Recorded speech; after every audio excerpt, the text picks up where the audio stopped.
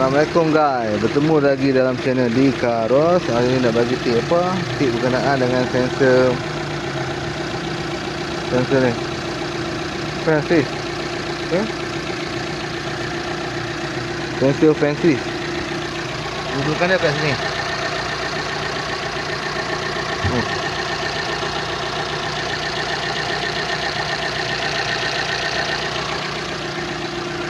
Yang mana hampa bila buka aircon, kipas jenis pakai dua kipas kan.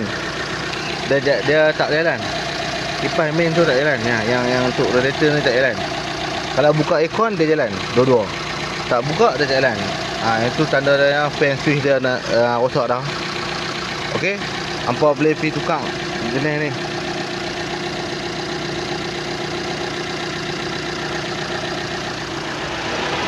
Nampak? Yang ni tak buka aircon dia jalan. Tapi yang ni memang tak jalan lah. Yang lagi satu memang tak jalan. Itu untuk aircon. Yang main ni kalau tak buka aircon dia tak jalan, maksudnya fan switch dia rosak lah. Dia bunyi siung. Dia bunyi ada satu bunyi dia keluar. Yang tu apa boleh check. Bukan mana kata apa punya kipas rosak, tapi fan switch. Okey. Dapat terima tu. Jangan terus pergi tukang kipas pula. Lagi rugi lah benda ni balik lah. Fan switch ni tak mahal. Jadi hampa boleh try pergi tukang tu lah. Alright guys. Ada apa-apa kita info. Kita duk test ni ya. Pak owner beritahu kata apa ni, kipas bila tak buka aircon kipas tak jalan. Buka aircon dua-dua kipas jalan. Tak buka aircon kipas yang main tu tak jalan. Lepas tu dia ada bunyi siung. Ada bunyi satu tapi kipas tak jalan. Di masa apa boleh check benda ni. Okey.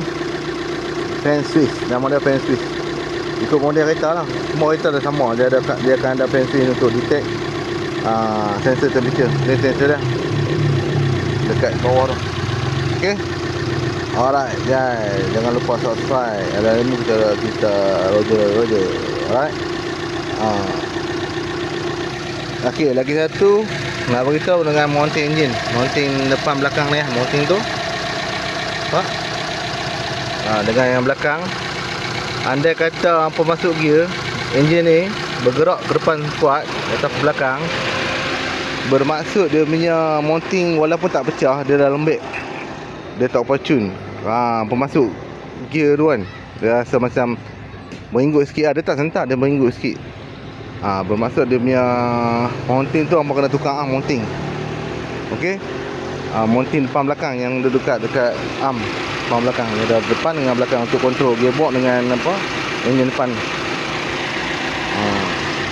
Boleh try tukar yang tu dulu. Okey, nak tunjuk contoh jadi tukar ni.